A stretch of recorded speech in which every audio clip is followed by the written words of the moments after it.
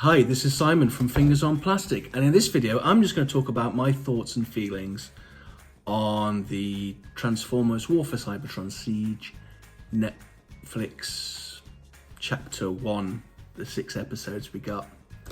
I'm going to be on the level. I still haven't actually decided if I really like it or not. I can't tell, so I'm going to go through things that I liked and disliked. There are going to be spoilers. If you've not watched it yet, go and watch it and then come and see what I think about it, if you really want to. I don't know, it always seems a bit egotistical saying, once you've watched it, come and see what I thought about it. No, I'm just going to rant about it. Anyway, things I disliked and things I liked. So, first up, it started with Bumblebee and Wheeljack searching for Energon, and I really liked that. That was a wonderful start, because obviously that's how the G1 cartoon started. And that was a lovely little throwback to then. Voice acting. I don't want to diss voice actors, but I thought the voice acting was terrible. I'm sorry, I just thought it was bad. I was never going to like the Optimus Prime voice. Okay, so that was, I was already ready for that. I wasn't going to like that voice because it wasn't Peter Cullen's. But what we got was a dude half the time trying to sound like he wanted to try and be Peter Cullen, and the other half sort of the shouty, angry. I don't think Optimus Prime's voice worked. Soundwave and Shockwave's voice were bad. Soundwave's was just lame. It was like they just sort of made half the effort. No, I did not like the voice acting in this. I'm sorry. I know voice actors work hard. You know, shout out to John. I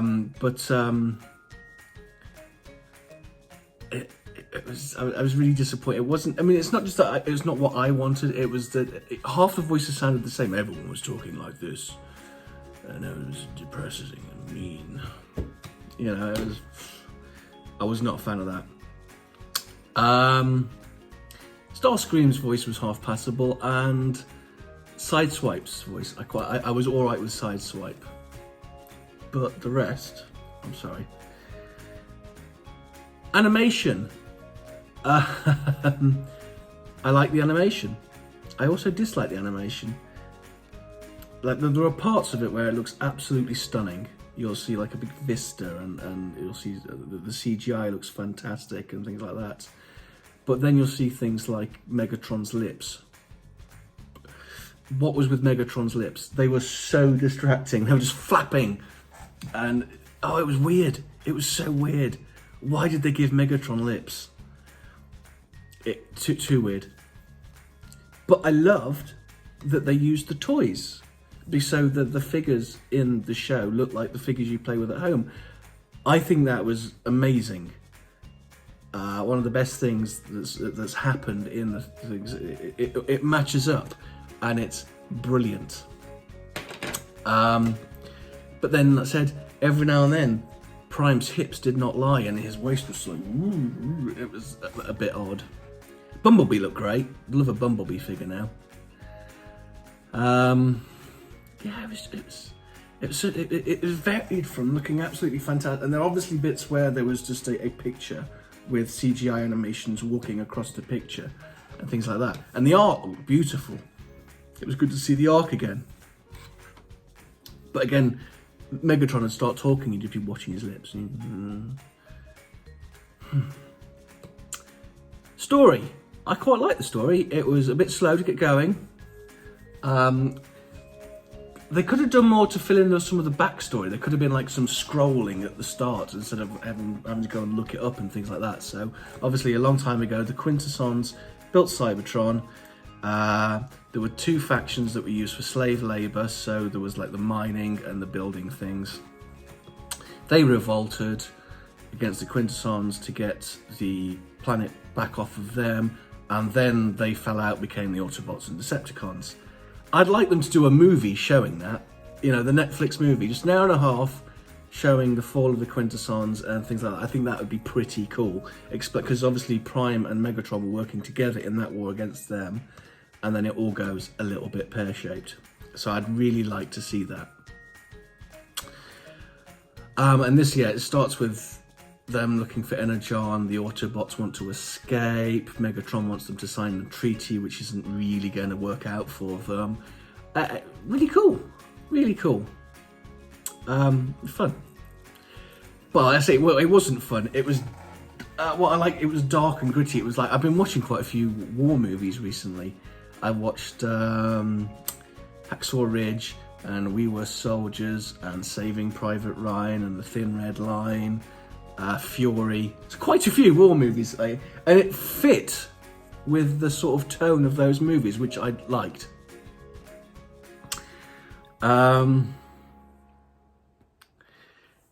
Characterizations, like I said, Optimus Prime's a young Optimus Prime, and it works, but I couldn't get past his voice, so I'm really sort of torn on that. Ultra Magnus handing himself into Megatron and then dying. I didn't see him dying coming, and I don't know. I don't know how I feel about it. I don't think I liked it. I would have liked more Magnus, because I think Magnus can be a bit badass. I've always really liked Ultra Magnus. He's really cool. But it wasn't his thing. Seekers were a bit hit and miss. It was great to see them. I mean, Starscream looked great. Thundercracker looked great. Skywarp looked... Well, Skywarp, Hotlink, and AN Other seemed to be circulated a lot, and I was really unsure who was who until Jetfire, who we'll come to, killed off Skywarp, so Starscream could say, oh, that was Skywarp, but he killed. I wasn't sure what Seeker I was looking at any given time, apart from Starscream and Thundercracker. The rest, like Hotlink, there's the green one, and Sun, and the yellow one. But the rest, the purple ones all kind of blended in a little bit. And I get that there were clones and everything, and I like that there was so many impactors. My God, does that mean people are going to have to start army building impactors? I mean, 3 was pushing it, but there were blooming hundreds. Jetfire had a nice little story arc. Again, he was a bit too vicious, but his swiggy blade thing was awesome. He cut Starscream's arm off in that first episode. It was just like, okay. So I quite like that, and I liked his arc of seeing it, and then, slowly deciding that it was no honour, and then after Magnus gets executed him, and then sort of killing Skywarp and going on his merry way, and then joining the Autobots. I liked, he probably had the most story out of anyone, thinking about it, the most coherent story. The ladies got a good showing. Like, Elita 1 was quite badass. And I like how she kept trying to put Prime in his place. It was like they were man and wife. It's like, oh, steady, let's think about this. I really liked it. It looked good. Chromia, her sniper rifle was bitching with one shot she just disintegrated one Seeker, and then with one more shot she took out 2 who were separated. That was cool. Moon Racer, she didn't fare so well. Which comes to a bit of a negative. We didn't need zombies. Sorry. I'm kind of over zombies, to be honest. I think there's been zombie overkill the last few years, and I'm personally done with zombies, and I don't think we needed zombies. And her death was actually quite brutal when you think about it. But overall, the ladies got a really good showing, and the Elita 1, I'd like to see more of them in the future. Good stead. I mean, yeah. And that's what we're going sorry, these random thoughts, because I've just sort of scribbled them down as they come to me, and I was supposed to put them in order before I started talking, and obviously I didn't. In the first episode, there's a fight between Optimus Prime and Megatron, and apart from the fact that Megatron very handily kicks Prime's ass, I thought that was a bit untidy. It was just a whooping, an absolute whooping for Prime. And there was parts of it that looked a bit, I don't know, it didn't look like it flowed very well, and it wasn't a very exciting fight, but Prime got whooped. I mean, really whooped. I loved Ratchet in this. I like that he's sort of realised that his designs had been used for weapons of mass destruction, and he'd sort of given up, and he was separate from everyone and wanted to help save people. I really liked that sort of arc for him. Still not my favourite Ratchet, but I liked his little arc. Same for Impactor. about, again, similar to Jetfire, and seeing that there was no honour in what was happening with the Decepticons, and that what was a good idea to start with, Megatron had lost his way with his quest for power and his tyranny. And there were some quite good stories in there, very fleeting. You really had to sort of pick at them. Bumblebee, I like the fact that he wasn't an Autobot or a Decepticon. He was just a sort of scavenger that wanted peace. And I like his arc, and I want a Bumblebee figure now. It looks good, and there's one coming, isn't there? So that was really cool. I liked him sort of joining the Autobots, and why he's joined them after Ultra Magnus's death, and all that sort of. Is it the Alpha Trion protocol? That's it. I'm not really sure what that was, but obviously I like that Shockwave, even though his voice was terrible. I like that Shockwave was still a mad scientist. I do like mad scientist Shockwave. That sort of, because and he sort of removed the Alpha Trion protocol from Bumblebee and caused all sorts of problems over Cybertron and with his computer virus. And that's pretty cool.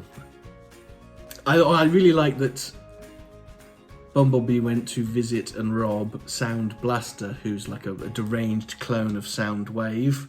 That was fun, and everything that sort of happened there, and Cog.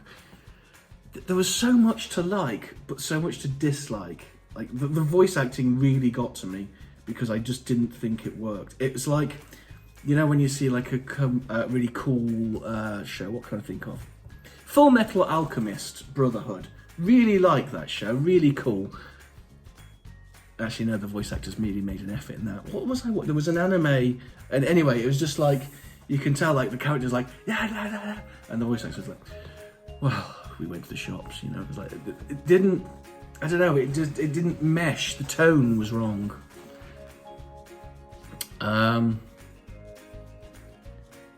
Yeah, I think those are my jumbled thoughts. I mean, I'm gonna watch it again, and I'd like to hear Paddy's thoughts. Paddy, for those wondering where Paddy is, he's busy moving, and sort of flapping around like a little butterfly trying to move and get things ready. And poor dude needs a rest, so you know, we're letting Paddy off. Little Dave's coming back. Well, I'm still waiting for some of Little Dave's MOTU videos. He's just slack. He's gone back to work, and I think his feet are hurting him. But then again, we've probably got another lockdown coming soon, so we'll probably get them back. We are also getting Infernus doing some videos for us, some Ghostbuster figures, which will be pretty cool. I have so gone off on a tangent that I've forgotten what I was going to say. I'd like Paddy to share his views on the series, because obviously Paddy is very, very positive.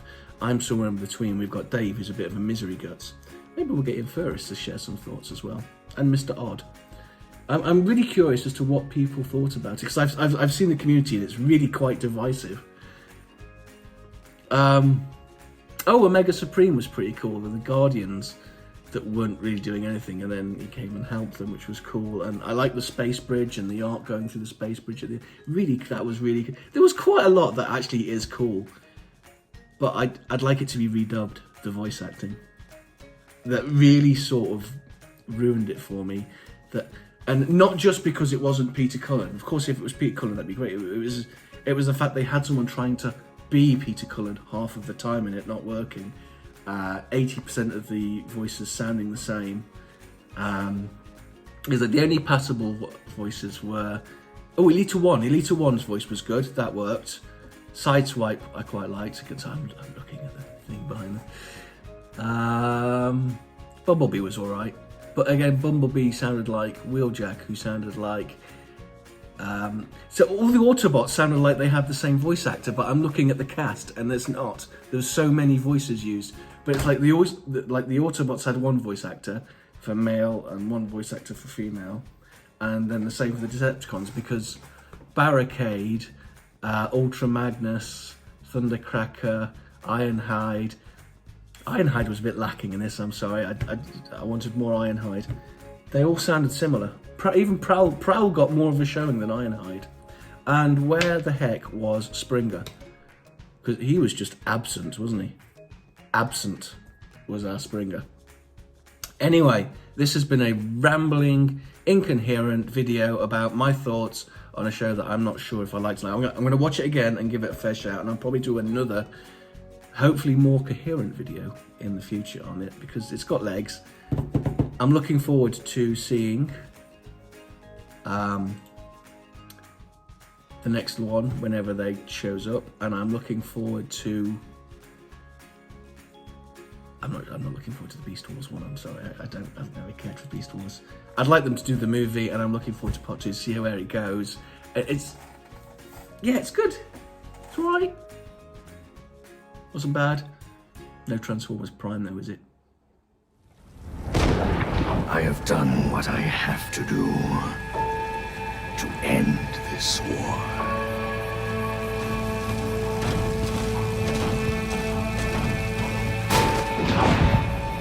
Honor will not win this war. This is the final day of the Autobot resistance.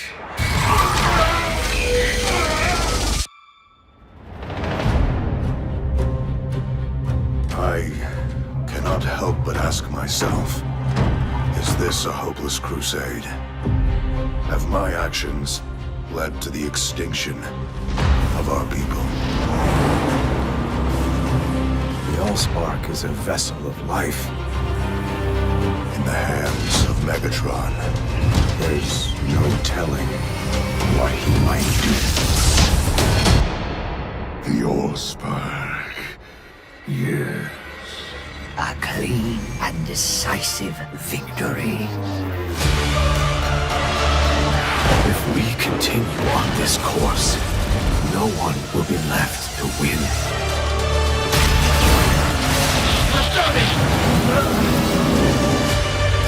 The circle closes, Prime. You are defeated.